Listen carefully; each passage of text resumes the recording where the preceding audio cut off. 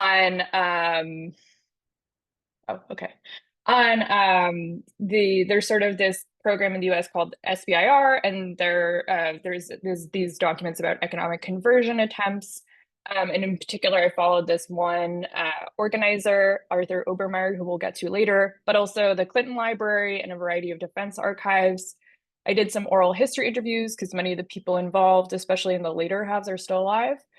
And then these four books were very formative in my sort of thinking about this topic. There's a really good dissertation out about venture capital called The Businessman's Risk that I draw on a lot.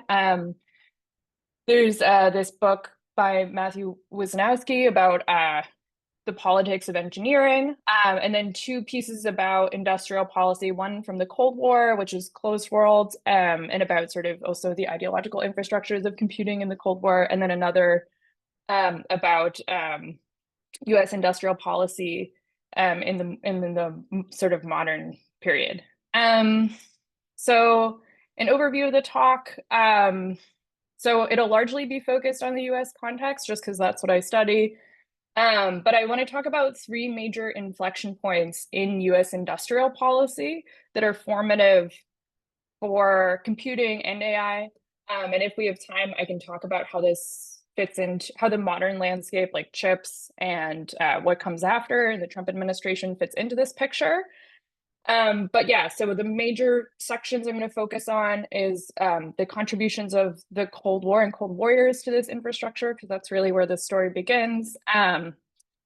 Then the late 1960s, early 1970s backlash to the backlash to Vietnam, and sort of how Vietnam and attendant sort of events rearranged politics and tech infrastructure. And then there's another moment in the 1990s where there's a fight over the possibility of having sort of a civilian industrial policy. And then, yeah, if we have time, I'll get to chips in the future of US industrial policy for AI and tech. And so I take the approach that, like you can't really talk about AI because it's so many different things without talking about computers, computing and US industrial policy, especially for computer hardware and semiconductors, since that shapes so much of the infrastructure that makes this possible. And from the beginning, the tech industry has been marked by substantial government involvement. This involvement wasn't just about providing grants or subsidies, it was also about shaping the priorities, players, and uses of technology, and I'll get into that pretty substantively in the talk. Government policies, particularly those of the US government, have been central to fostering the industry and ensuring its growth, particularly in areas deemed critical to national security. And so one of the themes of this talk is the growth of the national security state. So there was all this noise about the reemergence of industrial policy in the US around like the IRA, the Infrastructure Acts, and chips. In fact, this has more to do with the emergence of attempts to do a civilian industrial policy. And its failures actually stem from its inability to extract itself from security logic, but I can get it that later. At the same time, the flip side of these security logics is that American politics and ideologies being what they are, security logics have enabled a durable bipartisan industrial policy in a way that perhaps no other rationale could. Nonetheless, it's a limiting logic, and I'll talk about what that means. Okay, so let's start with the Cold War. So Gary Wills, he started as a right-wing US commentator, but moved left. He wrote this great book about the Manhattan Project and the origins of the US national security state. So I'll start there. So World War II, much like many other wars in the US context, fundamentally changed the American state. US historians hail the Civil War as America's second founding, not just with the 13th through 15th Amendments, but with a new kind of central government and new claims citizens made on this government. It could be argued also that World War II and maybe the combination of World War I and World War II constituted a third founding. These wars forged a new state. For example, the Federal Reserve in World War I, income tax in World War II, and a new concept of citizenship, new political coalitions. But most importantly, for our purposes today, the national security state, which I define as the agencies created by the 1947 National Security Act, especially the Joint Chiefs of Staff, CIA, National Security Council, Department of Defense in its present form, but it also includes the Department of State, and then these other smaller agencies that you may or may not have heard of that are sort of imagined around using economic and scientific resources for national security, like the NSF, the National Science Foundation, NIST, which is sort of the metrology bureau that becomes much more expansive in the 80s, NASA, and similar sort of security agencies.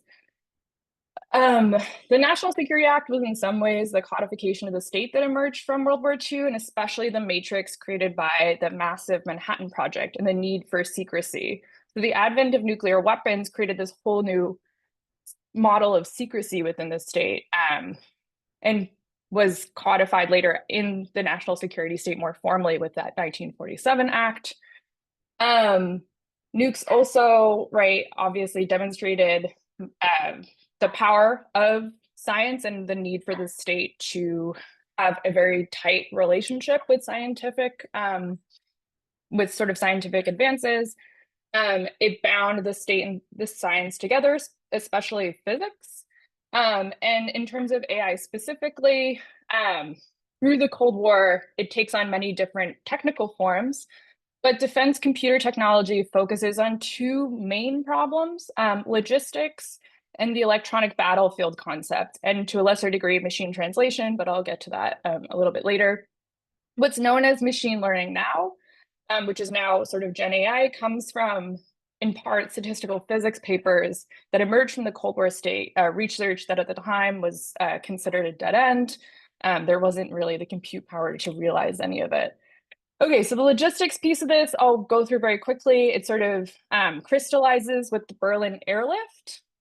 So there's this use of linear programming and severe limits to computing power that shape the implementation and how computer scientists articulate rationality and optimization. Optimization in this context,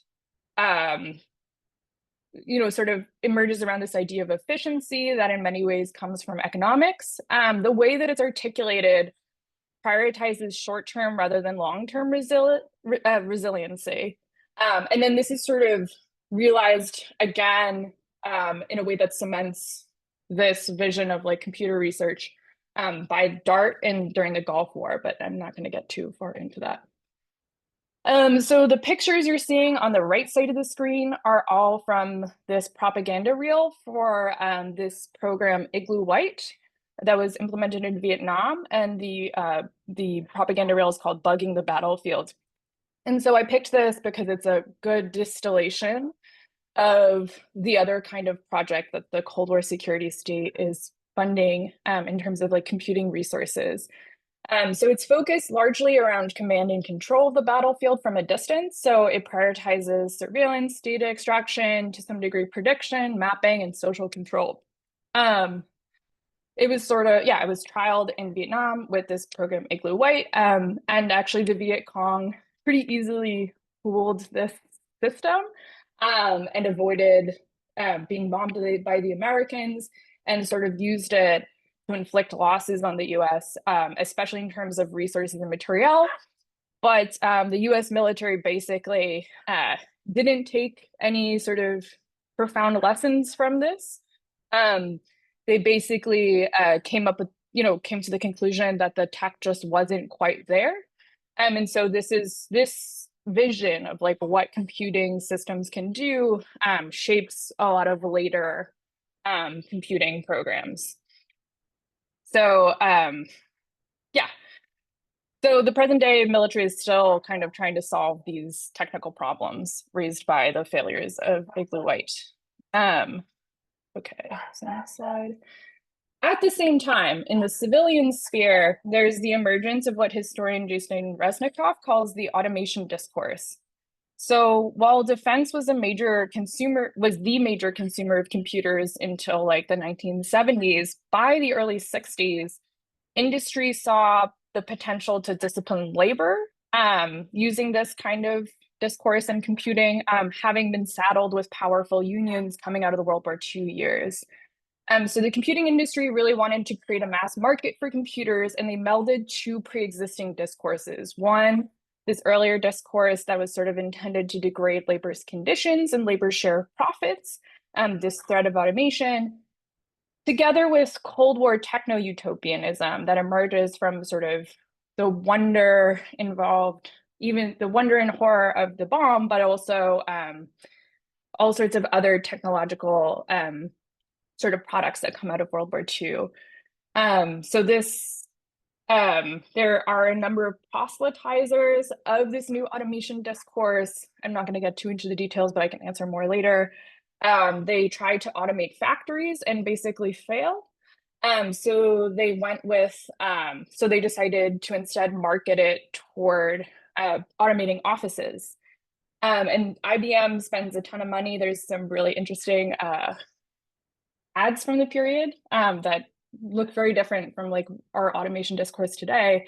But what actually happened is when computers were introduced into offices, they did not create fewer jobs, they created more jobs, but jobs that were at lower pay, sped up, harder jobs, and jobs that were reclassified, so they had no union protections. At the same time, this discourse creates a technological explanation for large social changes, like Diebold, for example, writes that machines are agents for social change, and Reznikov writes, quote, "Post-war Americans from across the political spectrum increasingly depicted the reduction of the working day as an apolitical product of technological progress rather than something that came out of labor struggle, right?" So this, he thinks frames our, or especially in the US, this tendency to look for technical solutions to social problems. Okay, so now I'm going to switch gears from like the Cold War proper to the late 1960s, early 1970s. So you see on the screen, there are a bunch of different media produced about engineers, by engineers during this late 60s, early 70s period that reflect their anxieties about the profound disruptions of the Vietnam War and sort of the backlash to it. So Vietnam was profoundly disillusioning for especially for many people, but especially those working in the defense industry. It sort of ends the American fantasies of the early Cold War because it's too hard to justify why Americans are in Vietnam, inflicting that much damage on civilian populations. It's unclear where Americans' interests are. So for example, this guy whose papers I spent a lot of time in, who's a prolific organizer and Democratic Party operator, Arthur Obermeyer, he gets involved in anti-Vietnam activism because he believes that, and he has security clearance, he's doing a lot of defense work. He's a proud Cold Warrior, but he believes that Vietnam has perverted the purpose of his work. And so he organizes against it despite believing in the national security state and defense work. So the Vietnam protests are extremely disruptive. They target defense workers and academics. They produce, and they're quite effective. They produce a feeling among engineers that they need to redeem their profession and sort of enact a backlash to this backlash. In a sense, profound sense, whether or not it's formally acknowledged, that the national security state had sort of run out of control. This often gets articulated through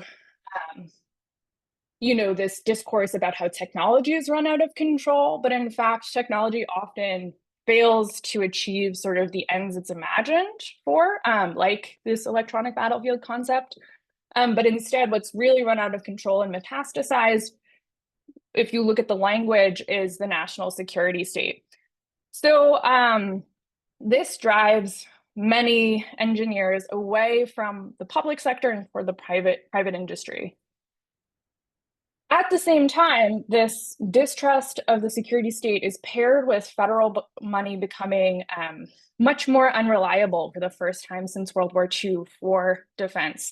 So the Nixon administration attempts to wind down Vietnam, They introduced strict wage and price controls. There are fewer defense contracts. So, for example, U.S. defense contractor Raytheon goes from 30,000 jobs to 3,500 in Massachusetts.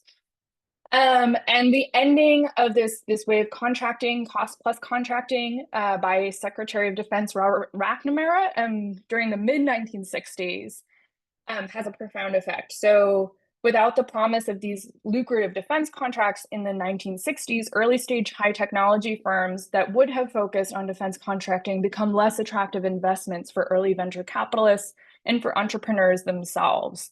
So this shift in investment trends would only become apparent in the early 1970s, so it coincides with this defense wind down. And it manifested sort of in a dip in IPOs and funding. So adapting the economy from a war economy to the civilian economy in the early 1970s in anticipation of the end of the Vietnam War, since the US had never demilitarized after the Korean War, it was this massive task, and the economic conversion left many engineers, scientists who had previously relied on government defense contracts, which was a huge portion of the US economy at the time, unemployed. There is also the stigma of being defense contractors after the Vietnam protests. And so engineers come to hope for another form of steady employment and funding, this thing that they call the civilian conversion. And these recessions are largely regional, which you'll see in the headlines here. So on this slide, I have a bunch of different headlines from these regional recessions, and that shows sort of like all of these different scientists beginning to organize as a political bloc. So Obermeyer is one of these organizers working very closely with the Massachusetts Democratic Party, which is very influential, but also organizing scientists and engineers. And he identifies the problem that he phrases it in these terms, like that science has no real constituency. And by science, he really means high-tech defense workers for the most part. As Obermeyer writes in a 1971 National Engineers Week seminar on employment conversion in Boston, quote, "For the first time in this generation, we are experiencing significant unemployment, which is completely beyond our individual control because of the end of the Vietnam War. The doctors have their AMA and the teachers have their NEA. Why shouldn't we also protect our interests? Why shouldn't we complain when we are depicted in TV as cold, calculating automatons? Why shouldn't we lobby in Washington for those bills that will help us? In the past, many of us have felt that professionalism was solely dedication to doing the best technical job for our employer. But our personal needs for status and security must also be met. Perhaps now is the time for all scientists and engineers to band together and work on these goals." So he ended up organizing a lot of scientists and engineers in the region around a political program to stabilize labor and funding. And he sold this to the national security state as a way to maintain support for a crucial workforce of the Cold War triple helix of defense, industry, and academia. In 1972, he becomes the president of this new association called ATP, Association of Technical Professionals. And so here on this slide, you'll see some documents from the 1972 McGovern campaign. So it's partially through the efforts of organizers like Obermeyer that McGovern becomes really focused, and one of his big promises is civilianization. So Obermeyer actually was a major McGovern advisor. He helped formulate McGovern's tech policy and his campaign across the nation among defense workers and tech workers, which at the time were basically the same thing. He focuses a lot on economic reconversion that stresses public-private partnerships and public support of small, new, and innovative businesses, which later become known as startups, through R&D spending. Lily Geismer, in her book on the period, writes that he was essential to the McGovern campaign, especially in California, around Silicon Valley and ex-defense workers in Southern California. He extracts a promise from McGovern not to eliminate aerospace and defense jobs until he can create comparable civilian jobs. Okay, so at the same time, there's lots of other attempts by engineers and scientists to move away from defense and to just civilianize. So the book Engineers for Change is a bunch of examples of this. But so they try to turn to industry funding for small development aid projects like solar cookers that ended up not to work super well. And they didn't think about dissemination particularly well. So they went unused, and that was largely viewed as a failure. They also tried collaborating with artists to kind of get this. It's the same problem we see today in a lot of our universities, at least in the US, where there's this humanities STEM opposition. And there's these intense efforts to sort of meld them and to humanize the sciences and engineering programs. So in the early 1970s, a lot of these fall apart. There's also the innovation group, which is where the poster on the right is from. So it's started by several figures from microelectronics, and they brand spin-offs as like a sort of a articulation of the new left, of the vanguard of counterculture, and an answer to the problems of the national security state. This sort of group also basically falls apart. But anyway, so the conditions of the crisis that scientists and engineers are facing, the proportion of the economy that they constitute, in many ways sort of primed them and primes this new political bloc for solutions that look like high-tech entrepreneurship. They become sympathetic to right-wing priorities like deregulation, decentralization, lowering taxes, getting rid of the minimum wage in certain cases, and other modes of dismantling the New Deal paradigm. So these guys find allies like William J. Casey, who's pictured here, in the venture capital world. So for Casey had always been interested in finding ways to avoid taxes. So he originally sort of was the theorist of tax havens. He also sort of is linked to the guy who came up with the idea of Indian casinos and Indian tax, Native American tax-free areas in the US. But he becomes really interested in venture capital as a vehicle for deregulation and tax breaks in the late 60s, early 70s. He even forms his own venture capital firm, Vanguard Ventures, that, operated as a tax shelter. And he responds to the same crisis as the engineers are, and forms this small business administration task force on venture and equity capital in 1976. This task force is very influential. It's later known as the Casey Task Force and produces this thing called the Casey Report. And the Casey Report ends up being extremely influential. It largely invented and certainly normalized the view that venture capital as a funding structure, particularly manifested in the limited partnership organization model, is a basic and inextricable part of what would become identified as the innovation economy. The task force has a two-pronged argument: one, that equity investment in high technology business was crucial to the future success of the United States as a democratic project, and two, that any direct participation by the US government in equity investment was undemocratic. This report is where the sort of startup life cycle model comes from, and it turns out there's not really any evidence backing it, but it just gets taken up and repeated from this report in other US government reports. I'm not going to talk too much about this, but at the same time, the first government venture capital corporations start emerging at the state level. Not all of them succeed, but the Massachusetts one gets a lot of press. I'm not going to talk too much about it. But it helps create a constituency to reduce the capital's gains tax and get rid of ERISA, which is the regulation that banned pension funds, so retirement funds for teachers and other public employees, from investing in venture capital, which ends up being very important. Okay, so all of this organizing leads to the 1980 White House Conference on Small Business at the end of the Carter administration. What they mean by small business is very slippery. And who represents small business? They're very tricky about it, right? So they make it seem like this is really going to be about small mom and pop businesses like local laundromats. They bill it as a vehicle for minority and women and empowerment for women. But in reality, it ends up being mostly about small high-tech businesses, so proto startups.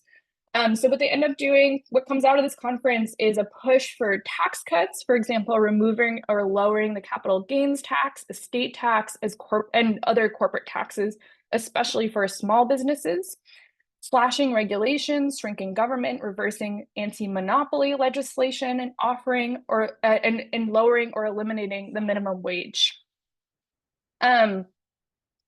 They offer small businesses embedded in the venture capital model as a solution to a number of problems that have been dogging the US sort of economy, or at least imagination of what's going on. So flagging productivity, inflation, innovation and competitiveness, the coming post-industrial age, high unemployment, and American decline, as well as retaining the US position in high tech and automobiles from the rising Japanese threat at this point. So figures like Obermeyer, he's not just totally in bed with sort of this right-wing deregulatory project. He doesn't just want tax cuts and reductions in certain kinds of government interventions. He wants more help, guidance, funding from the government, and especially from the Small Business Administration under Carter. So Carter doesn't do it. Carter basically tries to unwind some of the experiments that he's sort of involved in. And so he personally offers to help Reagan. And it's part of how, this constituency moves right in the 1980s and supports Reagan. And Reagan actually really delivers for this constituency. So Reagan is known as, sort of familiarly as the start of this like paleocon anti-government right, but he has quite a robust industrial policy. So for one, he signs the Small Business Innovation Research Program into law in 1982. This offers proto startups and other small businesses, high-tech businesses, trade and administrative help, export control support, tax breaks, and exemptions from regulatory measures. This program in particular delivers for a lot of the places that were really hard hit by the defense reduction. So for Massachusetts specifically, Massachusetts received 1/3 of the total SBIR money. And this Strategic Computing Initiative, which I'll talk about in a second, are the basis of what gets called the Massachusetts Miracle that legitimates tech-led development, especially for Democrats. And there's the emergence at the same time of this kind of Democrat called the Atari Democrat that's, again, moving away from the New Deal vision of like what Democrats are and toward more of the Clinton vision, which I'll talk about. For venture capital, it meant that technology that they got to invest in was much better developed and evaluated technically by the government. It cut the time that it sort of was considered for investment. And a majority of the 60 recommendations from the White House Small Business Conference were implemented, including those dealing with changes to the tax code, reduced regulatory requirements, and new public-private initiatives to assist small businesses. Let's see. So this here is some literature promoting the effects of the Small Business Innovation Research Grant. So it focuses on microelectronics as a rationale for these big government changes. And it talks about how the SBIR creates a motor for venture capital startup models. So the government funds the first two phases, takes on most of the risk, and the VC funds the third. So it sort of institutionalizes the role of venture capital in sort of like federal infrastructure. The other way in which Reagan delivers for these defense constituencies is with this thing called the Strategic Computing Initiative and the sort of the Strategic Defense Initiative as a whole, but we're talking more about computing, so I'm going to focus on this. So with regards to AI, this is a major infusion of money into AI, in part in response to sort of the Japanese fifth generation program, focusing especially on natural language processing, machine vision for self-driving vehicles, and speech recognition. But mostly the money is focused on compute power, on the sort of boosting the semiconductor industry in effect.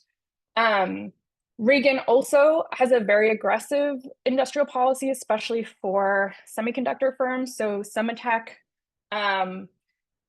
they relax sort of anti-monopoly regulations to form Semitech with industry. So it's an industrial policy for semiconductors that is a government industry collaboration.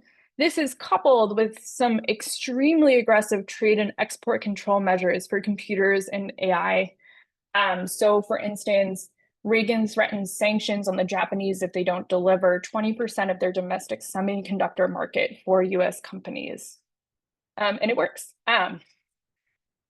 So the long-term effects of this phase of things, so like the late 1960s to the 80s, is that there's a long-term political coalition built around industrial policy for tech companies. There's the implementation of new industrial policy programs like the Advanced Technology Program. There's a that follows the same framework as the SBIR, so 3 phases. First 2 funded by DoD, the third by venture capital, and commercialization and profits, are realized by the venture capital firm rather than the sort of government. So there's a change in federal focus funding to applied research, and businesses are much more, and VCs are much more integrated into federal governments, for example, in policy making, grants evaluation, and selection processes for contracting. In many ways, this is like the instantiation of what Daniela Gabor calls the de-risking state, where public entities bear a lot of the risk while private entities get a lot of the profit.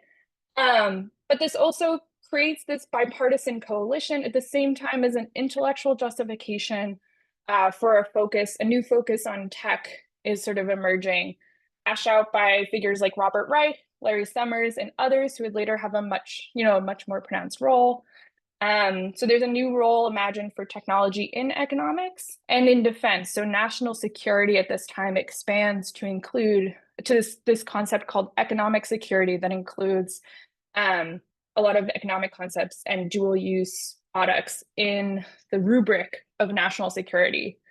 It also sort of, justifies this sort of industrial policy for high-tech service-based economy that was imagined to be the future, right? This post-industrial era that the 1970s intellectuals thought we were heading toward.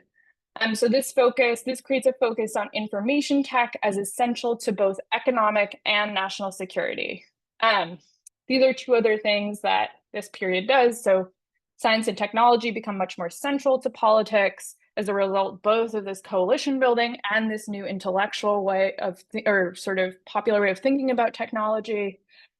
And it bound the Democratic Party more closely to the emerging tech industry.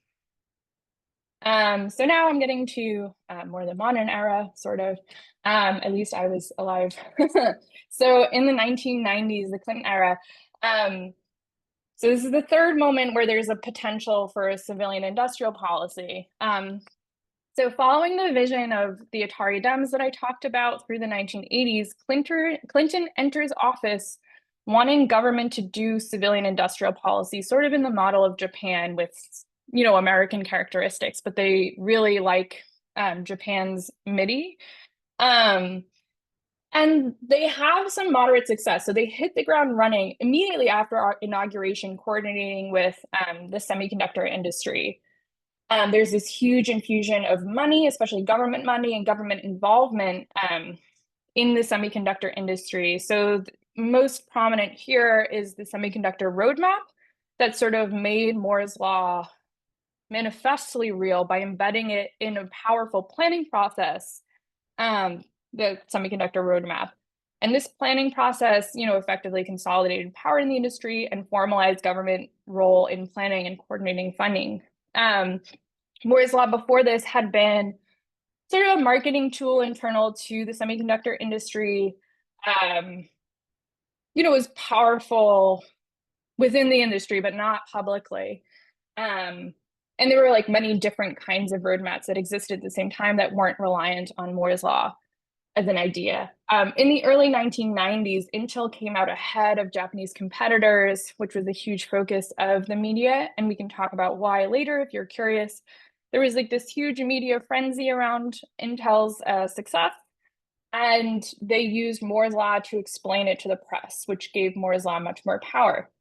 In 1992, it was formally embedded in the semiconductor roadmap, and Clinton worked very closely with industry using the full extent of executive power, including the Department of Energy and the national labs, NIST, which now had expanded to have many sort of industrial policy functions, all run through the OSTP, the Office of Science and Technology Policy in the White House, and coordinating with defense. It also created a bunch of new federal bodies and capacities like the Semiconductor Technology Council, and brought a lot of pressure on universities to coordinate through the roadmap via funding and sort of other mechanisms that I can talk about more. The effect of this sort of, ongoing theorizing around economics and tech led many, even left figures like Robert Reich, to believe that tech monopolies were natural and necessary, which sort of leads us to the US tech landscape today, which is dominated by a few massive players. Conveniently, this also mirrored the Democrats' close relationship with the tech industry. There's a huge roadblock in implementing this vision of like a US MIDI. So 2 years later, Newt Gingrich, running on a paleo-conservative contract with America, he won control of Congress, of the House, which effectively means control of Congress in this case, because he could block all this. And the Gingrich Congress went on a scorched earth campaign against Reagan's industrial policy initiatives like the Advanced Technology Project. And for actually, his wing of the Republican Party had been furious at Reagan for both the industrial policy piece and the trade measures. The Heritage Foundation writes this really long, angry screed about it. They pressure Bush a bunch, but they feel like Reagan's their guy and they can't pressure him, but they go completely in on it in the Clinton administration. So this means the Clinton administration pivots in a few very consequential directions. So they pivot to trade built around, so as they're sort of articulating a new trade regime for the post-Cold War era, the Clinton administration builds this trade regime because, again, it's the purview of the executive branch, so Congress doesn't have as much of a role. They pivot around the needs of high-tech industries, especially semiconductors, who at the time were dominant and didn't need trade protections. They wanted maximum access to global markets, and also embedded in these trade deals were like GATT for protections for the US style of industrial policy while outlawing typical European and Japanese forms of industrial policy. At the same time, semiconductors executives realized in the early 90s that they would need massive infusions of funding to sort of meet the next transition in sort of the Moore's law trajectory to the high-K metal gate. This helps transform them from what they were in the 1980s, which is ultra-nationalist sort of semiconductor cowboys, to, by the late 90s, kind of reluctant globalists.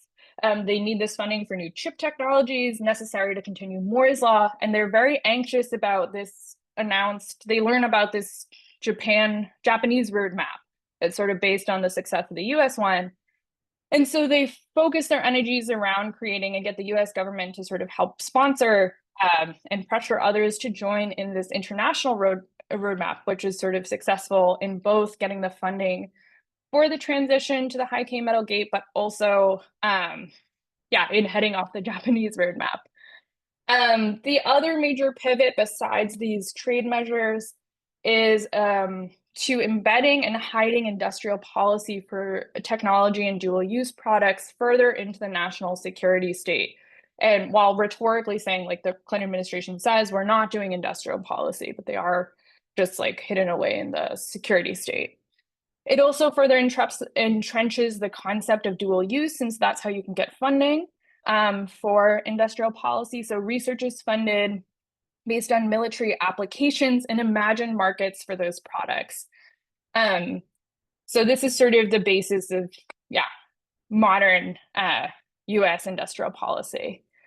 When we get to the Bush administration, after Gore loses the 2000 election, Bush originally wanted to pursue the Gingrich program further and dismantle a lot of what the Clinton government sort of administration did in terms of industrial policy. But when 9/11 happens, there's really no momentum for reducing defense budgets or sort of power. Rumsfeld, Donald Rumsfeld, who was in charge of the Defense Department, was also, he'd been interested in this since Ford, where he was also in the executive. But he wanted the DoD, the Defense Department, to run technology policies.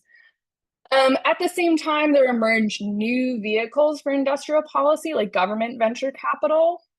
So you'll see I have on here In-Q-Tel, which is the sort of inaugural model of this. They're sort of envisioned to have even less accountability than sort of industrial policy run through the Defense Department more traditionally. In particular, they don't need to return money to the Treasury. There's a lot less oversight. It's sort of not like a regular venture capital firm in a lot of ways because the government does the vetting, steering, and can provide expedited long-term lucrative contracts to help their chosen, the sort of chosen startups they want to focus on.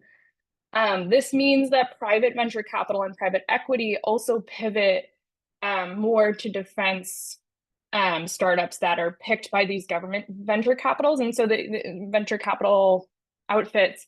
And so the government venture capital firms claim, this is a sign of their success, that they can bring in 28 times the private capital into these startups. But really what's happening is these venture capital and private equity, private venture capital and private equity are looking at the fact that they can be, that these companies are going to get these long-term lucrative expedited federal contracts.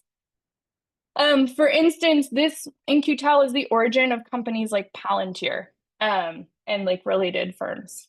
Under Obama, there's again sort of this proliferation of a slightly more democratic model with the agency ARPAs, which are based on DARPA. I don't want to get too into that are somewhat more accountable. But in 2015, and I'm not totally sure why, there's a huge proliferation of new defense agency venture capital. So what you get is a stronger semi-private defense industrial policy. Okay, so I do have 10 minutes to talk about Biden, CHIPS, and the future of U.S. industrial policy, so I'll do that really quickly. Okay, so the CHIPS Act is in some degree in the model of previous Democrat Party civilization attempts for industrial policy. The origins of it are a little bit murky, but from what I've learned, a bunch of people in the State Department, like Jake Sullivan and related people, assembled a coalition starting in the early 2010s around this theory that's very popular in the US called the China shock, that like basically when China was led into the WTO, the World Trade Organization, it led to this flood of cheap Chinese goods that decimated US manufacturing.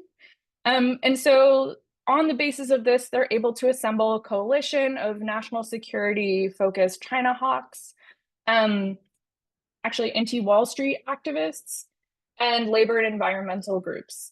They're really focused on economic warfare, and there's an opening for this wing of the Democratic Party with Clinton's loss, which gets originally blamed on sort of the China shock. I mean, it's more complicated, but that's how they gain power in the party. So that's what produces the CHIPS Act. It makes all these promises about sort of social benefits, like it's going to do something, that it's going to do all this stuff for labor, that it'll have all these environmental, that it'll have benefits, that it'll have sort of reinvestment, benefits for local communities. None of this, like there's also the childcare component. None of this really happens. Mostly it's fast tracked without any real commitment to the sort of anti-Wall Street labor environmental groups or local sort of constituencies. And it's sort of because of the security logics and the effort to sort of get these things out quickly to counter China. It's also true that a lot of this ends up creating the sort of funding for lucrative new data centers built around these prospective projects. So the big winners are sort of existing big tech companies like Google, Microsoft, Amazon, who do these cloud data centers, which is not super unlike AI under Biden. There's no sort of obvious social benefit or killer app yet, but Microsoft, Google, and Amazon Web Services have made a ton of money on this. And consultant firms like McKinsey estimate that 40% of their revenue has come from advising on AI. So sort of concentration at the top. At the same time, what's happened in the Biden era is, this defense tech boom. So they doubled down on these sort of defense startups, and VCs doubled their investment to 40 billion on the basis of these defense contracts I mentioned earlier. Biden also recently doubled down on the defense use of AI via a recent national security memo on AI. There's also the issue of the way in which AI sort of changes the semiconductor industry. There's a lot more interest in vertical integration among, again, big players. So owning the data centers, creating their own specialized chips to compete with NVIDIA, and sort of owning the software components as well. And where do I think the US is going in terms of industrial policy? I actually think the Trump era may look pretty similar. Sort of not unlike the Cold War, but even more sort of privatized under these sort of agency VCs and defense tech. So like, Palantir, which is owned by Peter Thiel, they have a close relationship to like the right wing. So AI will probably continue its pivot more explicitly to defense. And this is sort of, related to OpenAI's recent announcement that they're partnering with Anduril to do defense applications. There's also sort of the Israeli examples of Lavender and Where's Daddy, which I don't need to get into. But this is all moving money away from traditional defense firms like Northrop Grumman and toward these defense startup firms. I think there'll be more focus on agency venture capital, less accountability. And then there's also, I think the AI compute abundance agenda seems sort of positioned to benefit from this new moment, which again, I think is sort of more of this de-risking agenda where profits go to existing tech giants. Anyway, I'll wrap up there. So that's sort of my overview of the history of US tech industrial policy. Excited to answer questions, and thank you guys so much.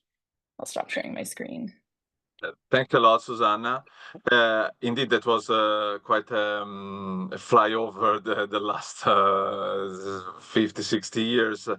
And well, I mean, I will comment a little bit in the panel because I think it's then I do not steal time from other questions. So we have just a couple of minutes for, I would say, 1 or 2 questions from the attendants. You can ask the questions in the chat if you want, or raise your hand. And if instead you need to, let's say, thinking a little bit more, we will then start with the panel, and then people will be able to ask questions also afterwards. So, is there any question? I do have, but I will wait. I see Ludovic, you also have questions, but do you want to keep them for the panel? Sure. Okay, just given that we are both involved.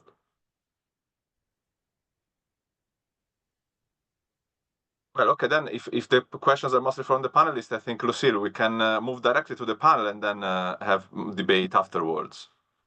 Yes, absolutely. May I ask just one question? You're the organizer. Thanks a lot, Susannah. This was really interesting.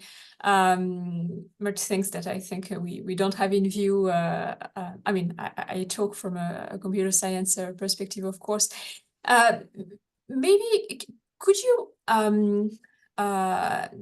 position generally the main AI steps, evolutions, or milestones within the history that you draw from a political, from an industry policy point of view.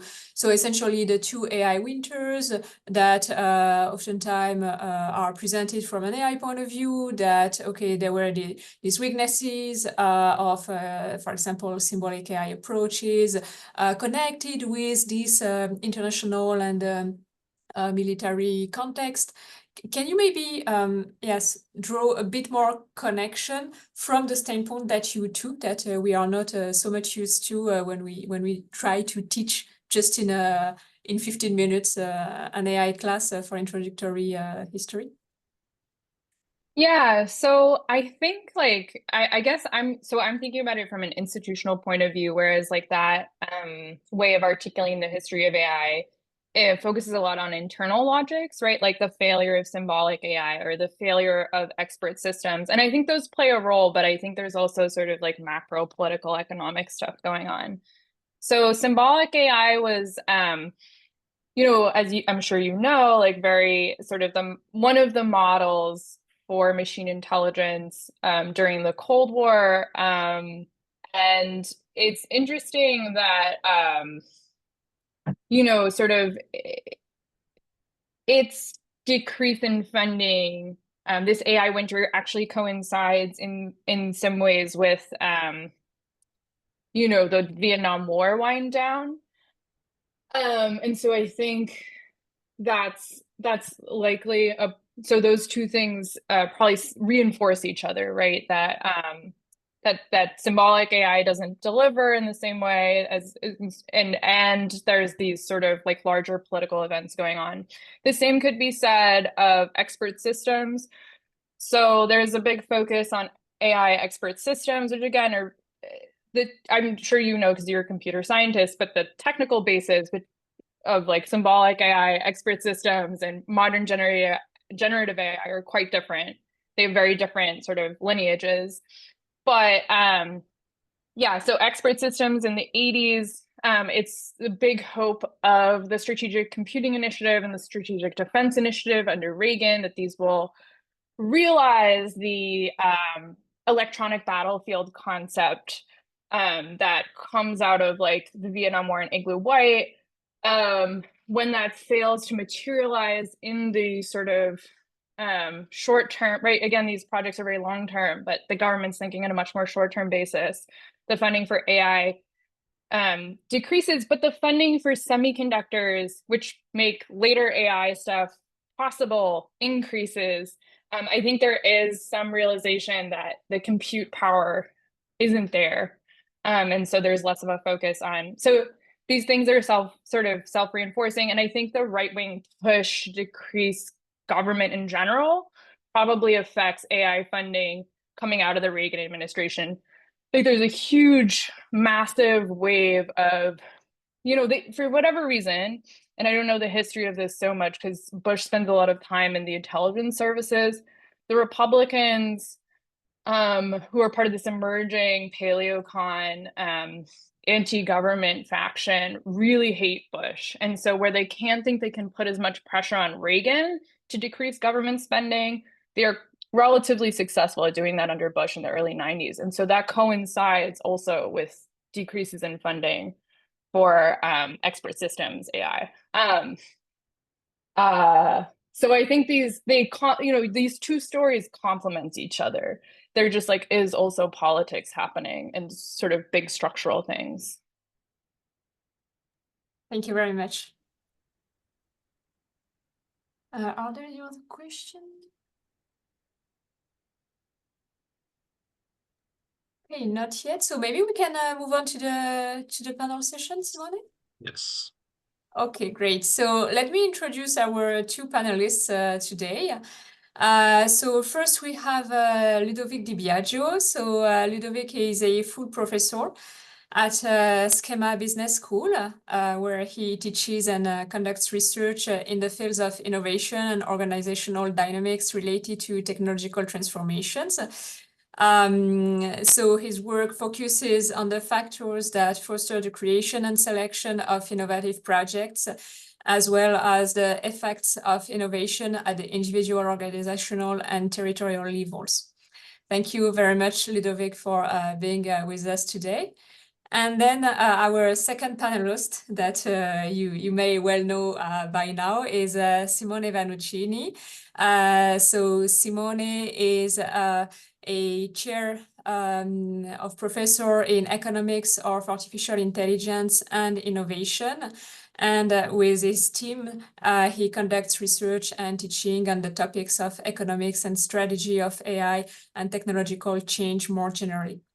So Simone, Ludovic, the floor is yours to exchange with the audience and to reflect on Susannah's presentation. Thanks a lot, Lucille. Ludovic, do you want to go first? Up to you. Yes, I can. Please. But so first of all, thank you very much for this presentation. It was extremely interesting. I did my PhD on the semiconductor industry to mobile phones with Texas Instruments. So it looks very familiar to me, all these stories.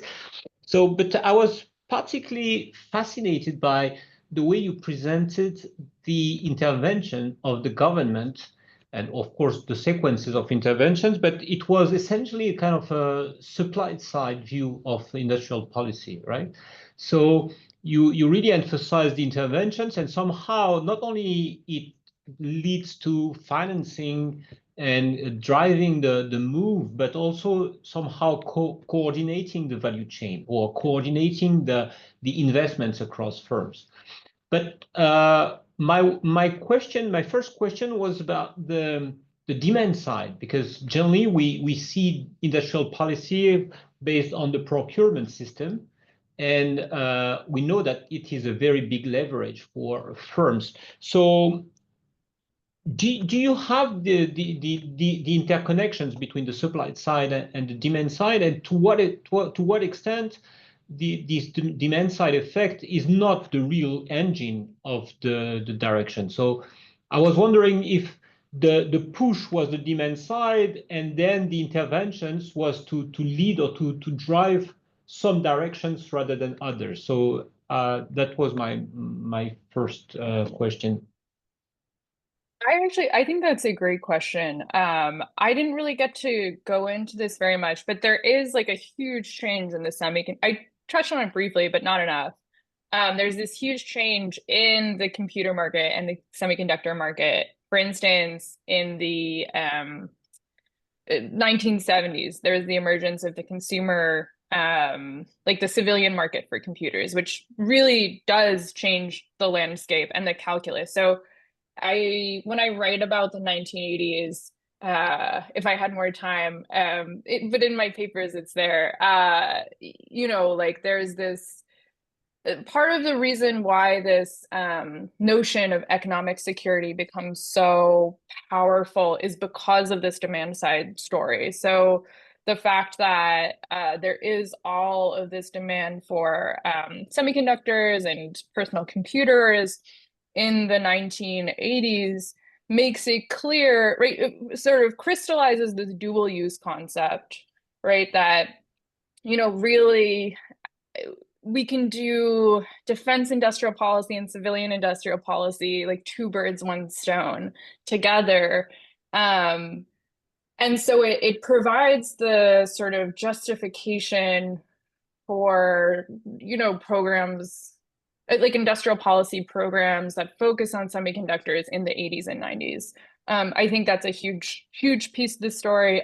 Government procurement also shifts a lot around this concept of economic security, dual use stuff. And a lot of that is pushed by the sort of both the idea that this is going to be an ever greater portion of the economy, which, becomes a little bit of a self-fulfilling prophecy, but also, the Japanese crisis forces the semiconductor industry, who had previously been sort of really bitter rivals, to start working much more closely together, to go to Washington to lobby for this concept of economic security and for government benefits and coordination. So they're self-reinforcing. So the demand side and the supply side sort of have this reciprocal relationship. Yeah, but at the end of the day, I mean, the market was right, because what it generated is a division of labor where the Japanese went to memories and then after manufacturing, and the American firms focused on more disintegrated and focused on the design, right? So, and there was this opposite vision between the Japanese that thought that vertical integration was the future, whereas the US was more specializing in design and specific chipsets had value.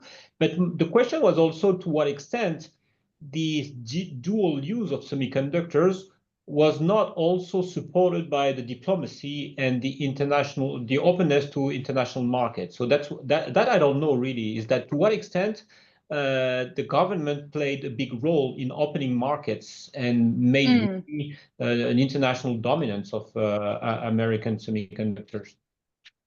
Yeah, so US firms feel sort of forced on the memory question, right? They realize, Intel cuts its losses at a certain point because Japanese manufacturing is so much better.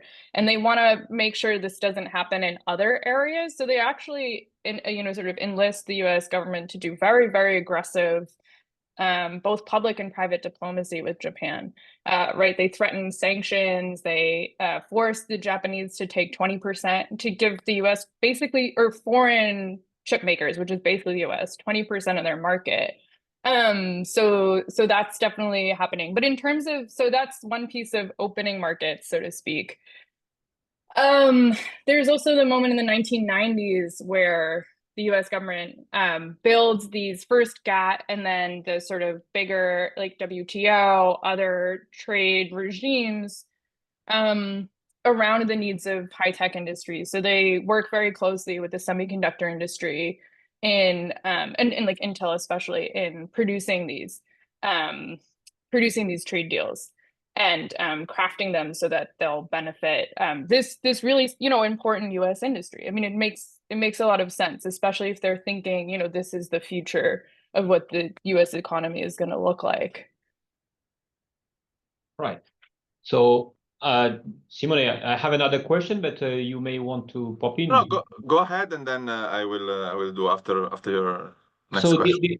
The other dimensions that I didn't know really is the role of the government is this startup movement, right? Where, of course, I knew about the Small Business Act, but I didn't realize that it was a real political push.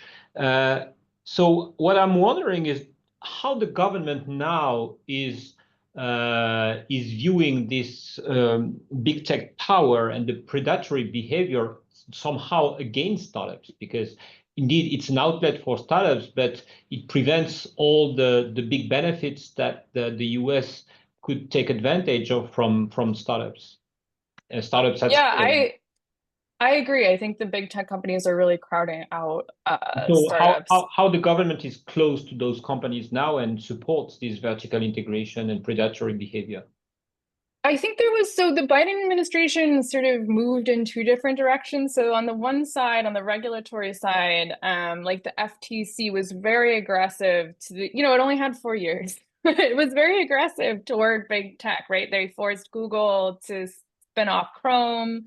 They would like them to spin off Android. There has been lots of sort of aggressive moves from the regulatory side, and like the SEC's stance toward crypto companies is sort of similar. They're like there is this antitrust push, but then on the chip side, there's the opposite, right? So they intended, I think, when they sort of first imagined the legislation that it would have these benefits for smaller players, but in the actual rollout of it, I mean, like there's this whole new research infrastructure that they're building, which could have been really great, right? The reason why Semitech, right, fails and EMEC rises is because Semitech is controlled by big players like Intel, who don't allow testing of new sort of chip chip variety or like new versions of chips. Absolutely. So EMEC becomes, right?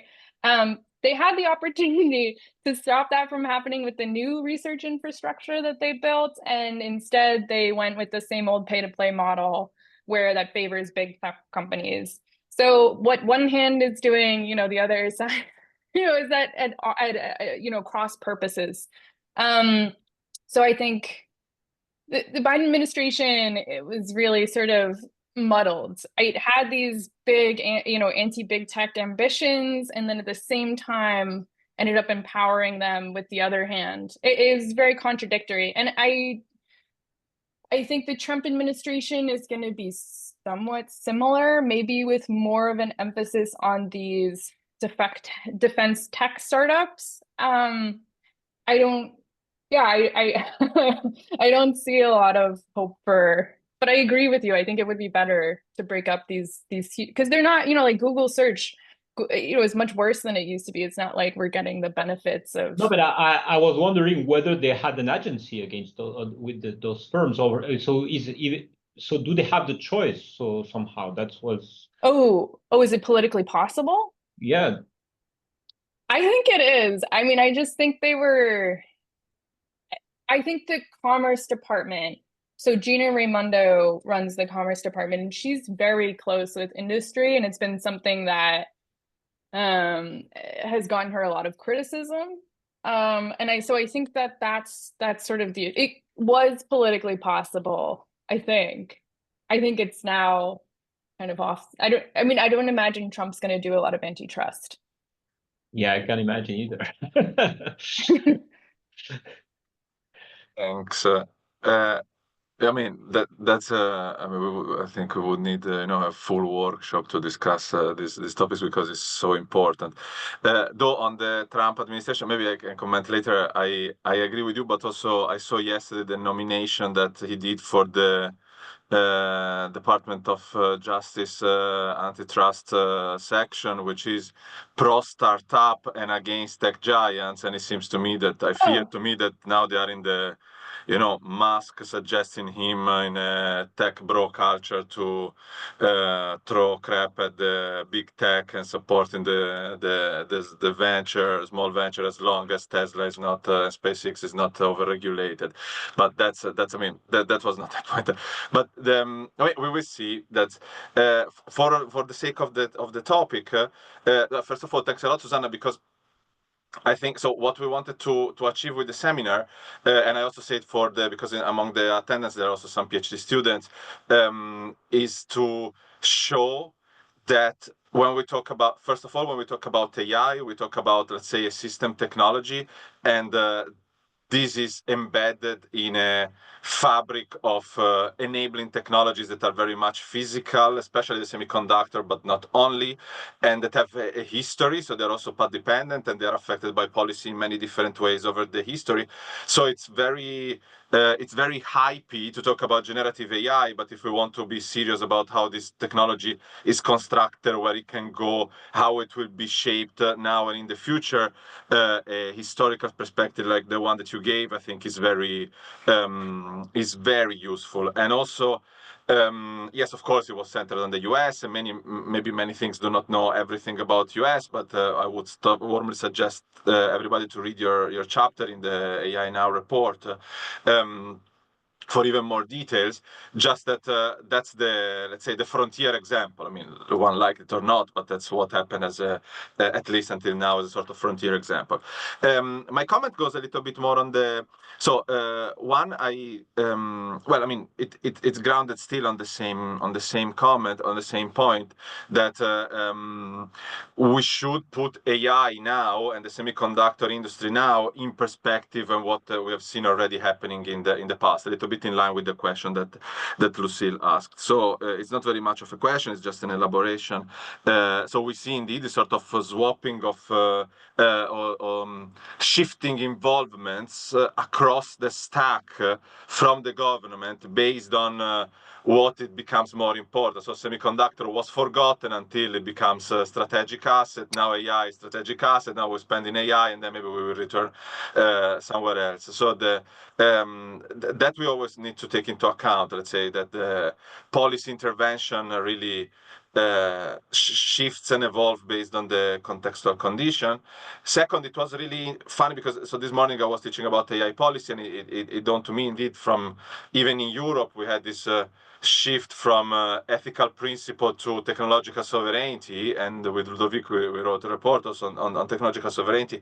So we are really on the phase of, so I would really wondering whether this civilian conversion that you discussed in the 60s or in the 50s is if now we are heading toward a military reconversion, like at least at the in Europe, because we are somehow on the climate has become very much of AI through procurement of the defense departments, or AI for as a dual use in war, and so on and so forth. So if you think that that's the case, a more general question to you is that, so I really like the idea also to ground what is happening now in AI into what has been happening in cybernetics in the 50s, because or in the 40s, because that's, I mean, in the end is a shift into a technological paradigm of information and control, and so we are just on the tail of that.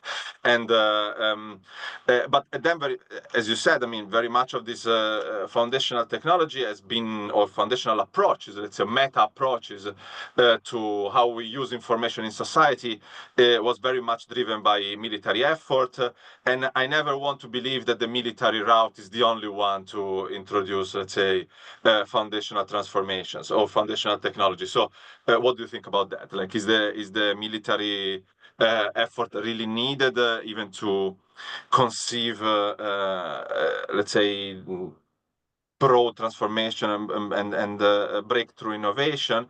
And finally, the related point is that we discussed also a lot in Europe, is somehow you showed with this civilian conversion, and then the attention to the small and medium size, or the SBIR, or the SBIR, etc., that US somehow shifted towards attention to VC, and then let's say shaking hands with Silicon Valley, the Atari, or how it's pronounced, Democrats, so the Al Gore and all they're falling in love with early virtual reality and so and Silicon Valley, and now what we discuss in Europe a lot is that one of the main reason for the gap that Europe has against US is the lack of VC, so VC capital and VC funding. But then, as you said, I mean, it's not really the root cause of American success. So is it a route that we should is it a real explanation of why Europe lags behind or not, at least in AI? I mean, it's impossible to answer this with deterministic answers, but it would be nice to have your opinion on that. Yeah, so I'll take those in order. So first, the civilian conversion in the 60s, 70s, are we in the middle of a military reconversion? It does look that way, especially since defense venture capital has such a big role in shaping the infrastructure now, and all of these AI companies seem to be making this pivot to military AI. So it does look like that's possible. I mean, I also think they'd like to be able to benefit from like a massive civilian market, but because a money-making application hasn't totally emerged yet, like they haven't been able, like OpenAI doesn't burns billions of dollars on ChatGPT. So unless some sort of civilian model comes into being that works as a business model long term, I think you'll see the pivot to military, because it's much, like if you're a defense, you're in the defense world, you're guaranteed profits. And there is this whole movement also, I didn't talk about it, but there's this whole movement among tech executives to pivot toward this right-wing vision of industrial policy, and to revitalize what they call the US defense industrial base. And so they were empowered in part by Obama Biden didn't really draw too much away from them, and they're very close with like the Trump wing. So I think that is happening. Is it possible to have a non-military industrial policy? I think so. That's why I focused on the 3 moments that I did, because there was a moment where it was possible in the early 1970s, and it has a lot to do with McGovern's electoral loss, why that didn't happen. There's other reasons, right? There's like the reaction to government via the national security state that makes it a little bit harder. But I think it was possible. And I think it was possible again in the 1990s. And what made it impossible is, you know, the sort of paleocon congressional victory in 1994-95. So I think it's possible. The only trouble in the US context is like we have all these veto points. And so that means that when one party is in control, they're not really totally in control unless they have all 3 wings of government. So the Senate, the judiciary, I mean, the sort of legislative, the judiciary, and the sort of federal government. It makes it really hard to do just about any like serious long-term industrial policy, except the 2 parties really do find agreement on, and this is a US specific thing, I don't think this needs to be true for Europe, but the 2 parties really agree on national security, and so that's worked for the US context. I think other things are possible, but it would require, in the US case, transforming, you know, US political economy and US politics in a way that feels complicated. But I think maybe it would have been, maybe if political circumstances had been different around the Biden attempt also, maybe it would have been possible. I think it's possible for Europe, though. I mean, I don't know as much about your sort of political economy, but I don't see why the US case has to apply to you. And then the last question you asked was about, does Europe need VCs? You know, in the US context, most of the high-tech, risky research is funded by the government. The VCs, you know, profit from it, but I don't think that they play a huge role in high-tech development. I think the Block-Keller book is really good on that, that I mentioned at the very beginning. I think US success stems from really long-term, you know, industrial policy via defense. And that whole structure that came out of the sort of late 70s, 80s moment that I talked about, where government does a lot of de-risking for venture capital. I think the most important piece of that is probably the sustained, serious government funding for high-tech research and development. And like building, you know, like DARPA is probably more important than venture capital.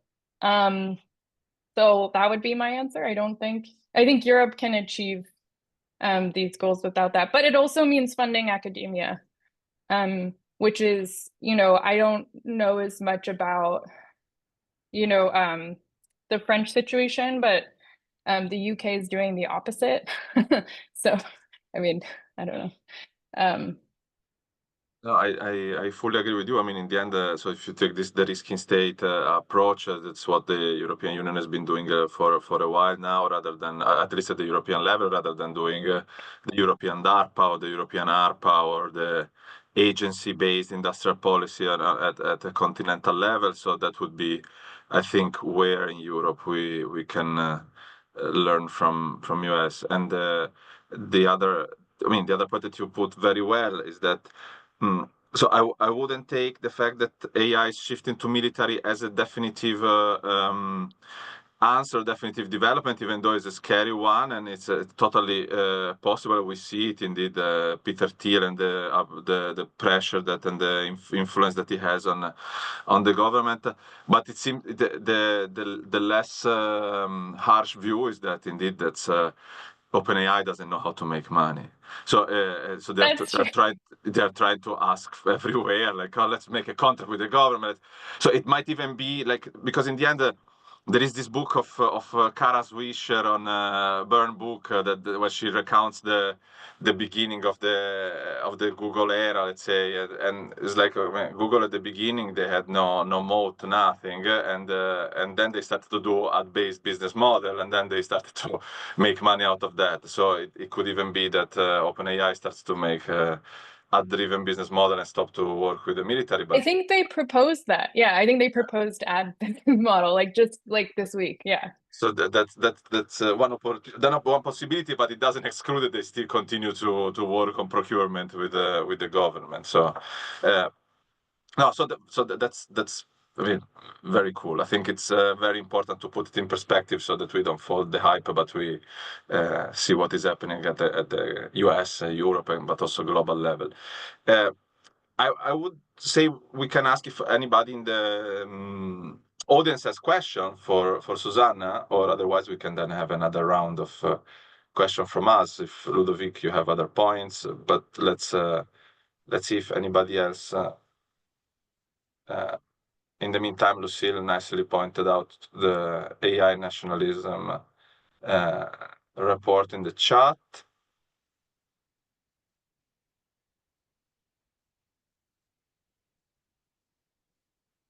So do not feel shy, yeah, people, because we invite young and dynamic speakers on purpose so that nobody feels, everybody learns, but nobody feels like with older, knowing generations. Well, if people still think, I mean, no question means that it was very clear. I don't know, Ludovic, if you want to add something or have other questions. Yeah, just one, because there is 1 minute left, right? So it's we have until 6 potentially, so it's I have to leave, so okay. Well, you ask your question, but it's okay. So just what I think is interesting is what you said and your answers is that all along the history, what I think made a big advantage to the US is the ability to coordinate. So even if maybe it was not the initial willingness, but the Sematech and all these programs, there was a coordination of investments, and also there was a market. And I think that's where Europe is lagging behind, because I agree with Simone. Somehow, if we had some collective agencies so that there is a consortium of coordinations, that would help a lot. But I think that the big difference is the market, and there is no integrated market in Europe. And we can see the difference is when once in history we had an integrated market, more integrated than the US, was the mobile phone with the GSM. And that's where Europe had an advantage over the US.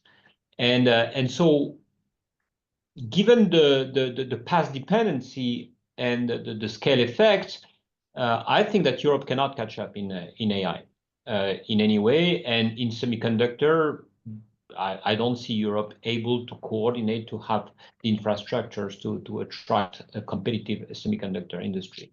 So what I think is interesting in the discussion is to see to what extent it was an intention to have this coordination effect, or is just a kind of a historical process that at the end of the day managed to transition, because at the end of the day they were, as you said, there was this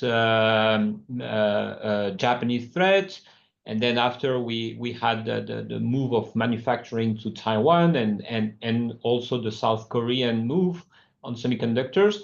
But what is amazing is that the US managed to remain all the time where value was created, and managed to capture value at the right level of the value chain all the time.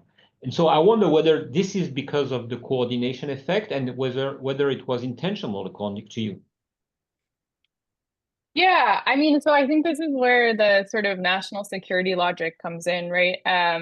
You know, it's much easier to, if it's like a national emergency, or if you can call upon like a national security framework to coordinate everyone. As was true with like the Japanese threat. It was seen in the 80s is this, there's a great article about it called like Adam Smith's arthritis, but it was seen as a challenge to the American model as a whole.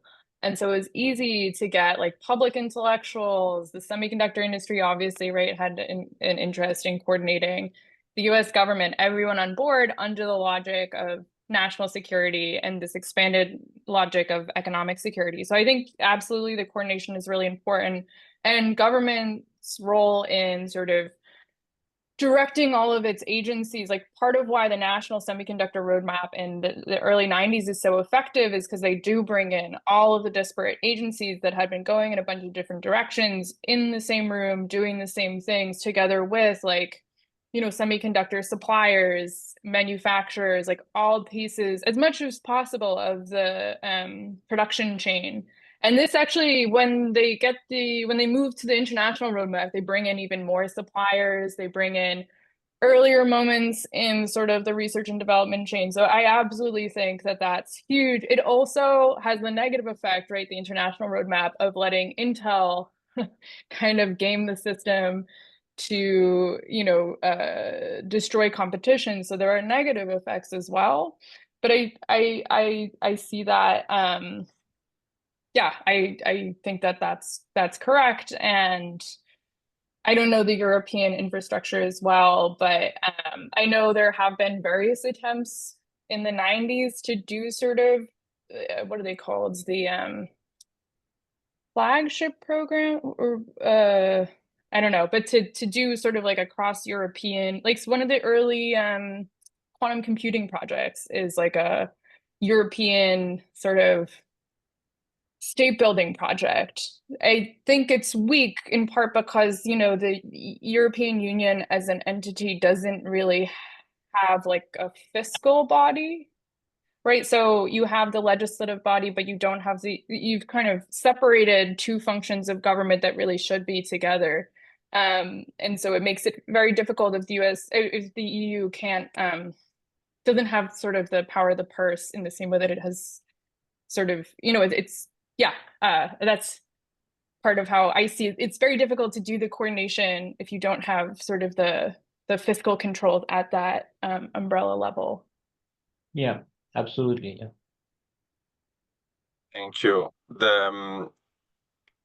Well, I have another. Well, I mean, there is a question in the chat, and then I have another one later. But Edwin, if you want to, you can also unmute yourself. Okay. Thanks, Ludovic, for participating in the sorry, panel. I really have to leave. Thank you very much, Susannah. It was really interesting. Thanks so much. It was really interesting questions. Bye. Bye. Hi, Ludo. Edwin, if you want to unmute yourself, and you have an issue with the mic. Okay, I will then read your question. Which is, perhaps my question is very naive, but do you think there may be culturally driven differences in belief about the returns on investments in new technologies between Europe and the US?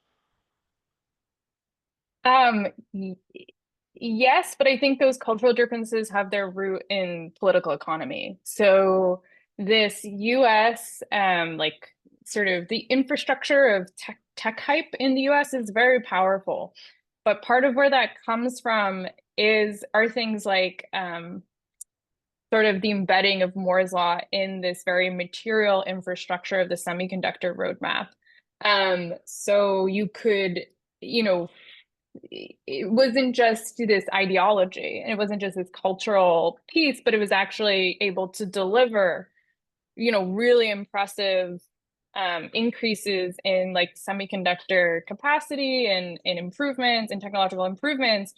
And the success of the semiconductor industry sort of became the basis, I think, for these cultural differences in beliefs about return on investment.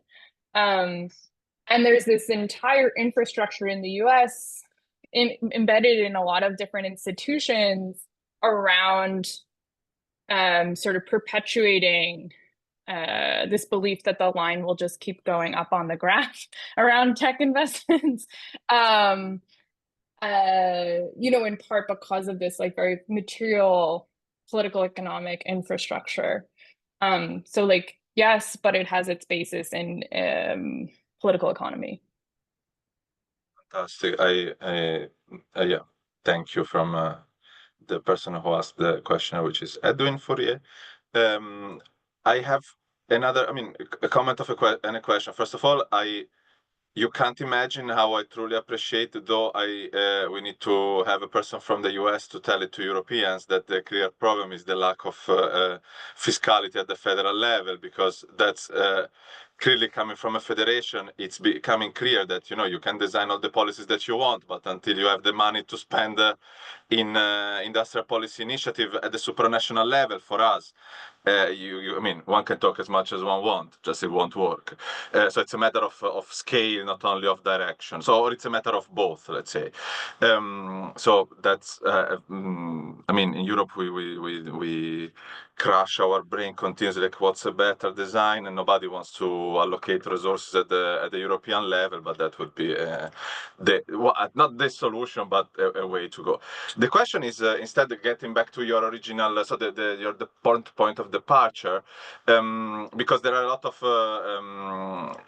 attendants, or some of the attendants are from computer science, and somehow it was interesting to see that if one decided to work on military-related research in the 40s, well, for sure, if you were Norbert Wiener, or in the 50s, you were the coolest kid in town, and then afterwards you got the stigma. So somehow a lot of, indeed, a lot of, even in the economics of innovation, a lot of people were working at Rand, even Arrow and others, and then doing operational research, and then to avoid the stigma, they went to neoclassic economics.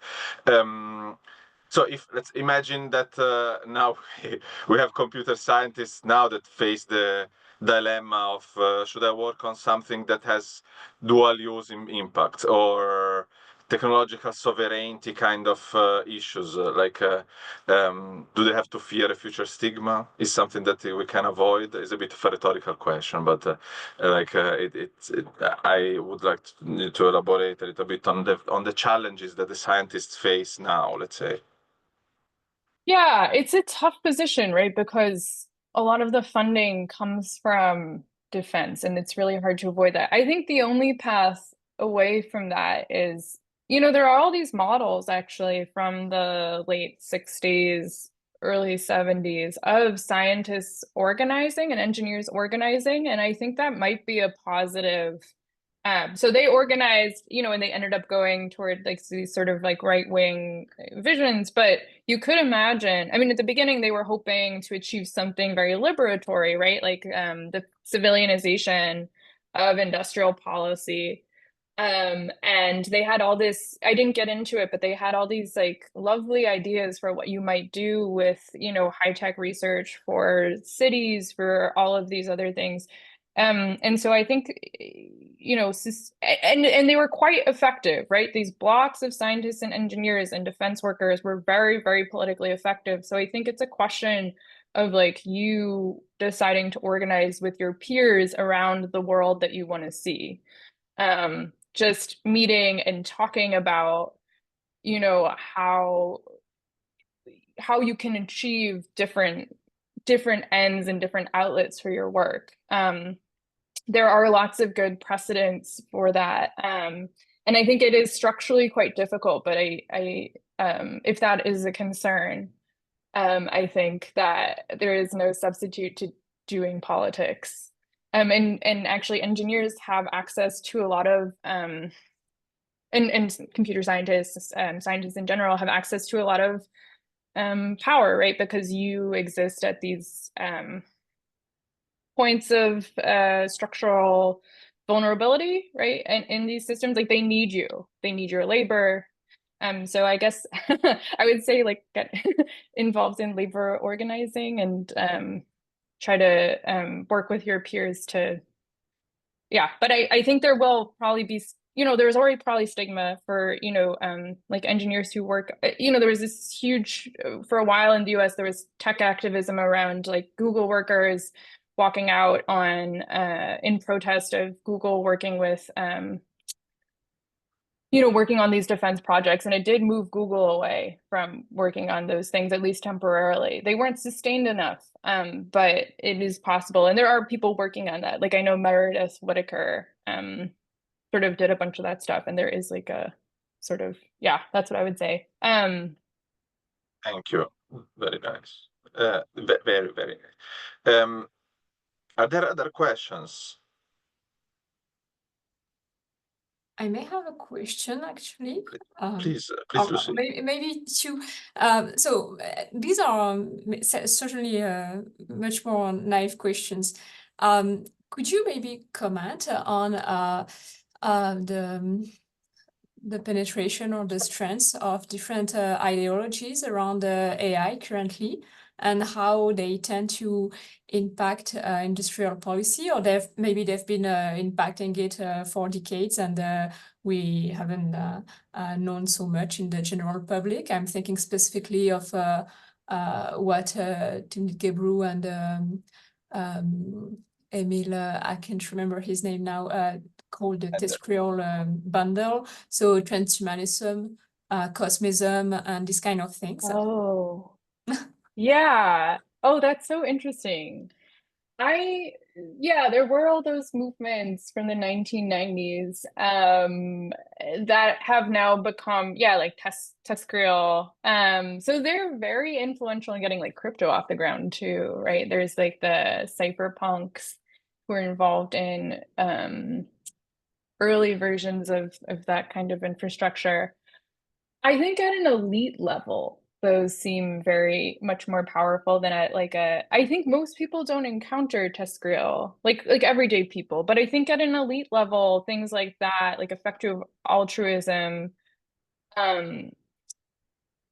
you know, give elite actors in this space sort of like a way of thinking about what they're doing. I don't know as much about this. I really love Timot's work, but it seems to me confined to, yeah, I think it is very influential in elite spaces, but it seems sort of confined to that area. I don't know if like, I don't know to what extent government infrastructures are influenced by that, but the idea of that, I mean, it's very possible.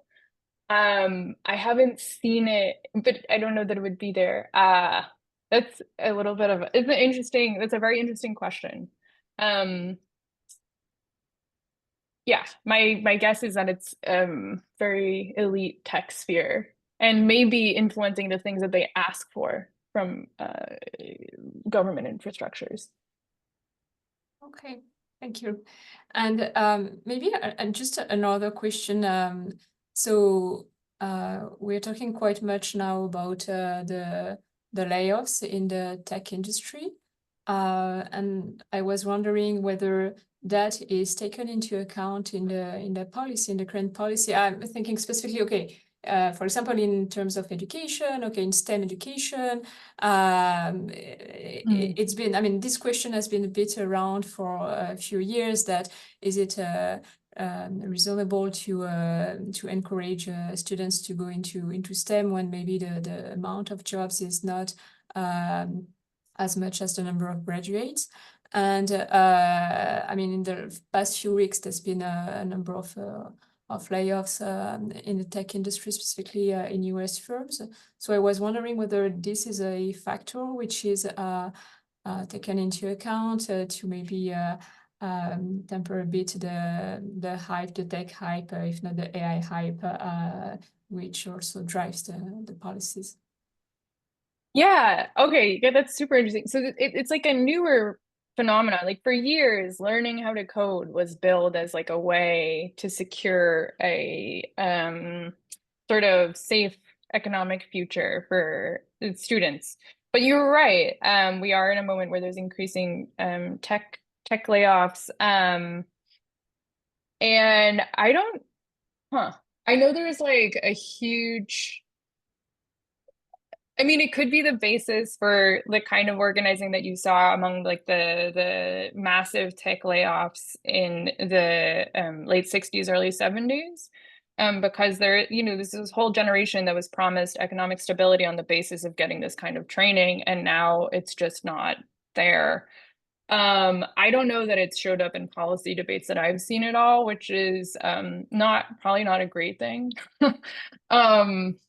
But I I think it will, you know, our universities in the US are still very focused on STEM education and are still pretty invested in downsizing the humanities and social sciences. So it hasn't reached education policy at all, as far as I can tell, in the US, which is concerning. Yeah, I wonder where that's gonna go, but I imagine it could be the basis for significant labor organization. Thank you. Thanks a lot. I think we have time still for a couple of questions in case, but otherwise we don't have to close necessarily at 6, so we can also close before if nobody has further questions. I think there is a lot of, Susannah, you introduced a lot of contents on which we can reflect further. I think it's anyway important to indeed to have an interdisciplinary discussion on that, because it's better to know where we come from. I mean, the US is one case, but Europe is the same, and in general, the global level, where we come from, the examples that we have from the past, and it's always also interesting to place the things in perspective. I mean, AI is maybe breakthrough with many applications, but still is a technology, and so we have examples of technology policy from the past, and maybe we can even think what we can expect, let's say, for the future. So a bit more of a sanitized view of AI is healthy. Yeah, I don't know if there are no other questions. Lucille, should we close the session? So I think we can close, and thanks really sincerely, Susannah, because that has been really enlightening for a number of us also who are not in the fields of economics. And I had personal requests to have your talk online. So just to point to the interest of computer scientists too in what you've presented in terms of perspective on the history and the policy that we may not be so familiar with usually. Yeah, thank you so much for having me. This was I'm honored to be invited, and it's very exciting to have the opportunity to speak, especially outside the US. In this moment. So thank you so much for having me, and it was a great discussion. Thanks. And just to conclude, so Lucy, do you want to say about? So we said about the next seminar, but we can remind it. Do not forget. VOILA season 2 S02E03. So season 2 episode 4, 19th of December, with Aurélie Bougeot, if I pronounce correctly, maybe not, but on AI and environment. So please stay with us in French this time, with live subtitles in English. Thanks a lot again, Susannah, and thanks everybody. And have a very good evening/morning, depending on where you are, or night, whatever, depending on where you are in the world. Bye. Thank you very much. Goodbye. Thanks so much. Thank you. Bye-bye.